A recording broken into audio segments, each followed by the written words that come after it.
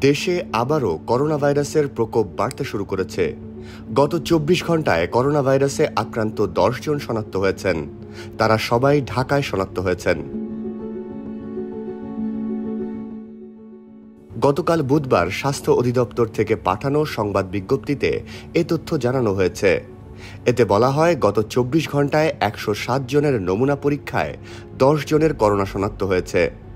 পরীক্ষার বিপরীতে শনাক্তের হার ৯.৩৫%। এ নিয়ে দেশে এ পর্যন্ত ২০,৫১,৭৭০ জনের করোনা শনাক্ত হল। তাদের মধ্যে সুস্থ হয়েছেন ২০,১৯,৩৮০ জন।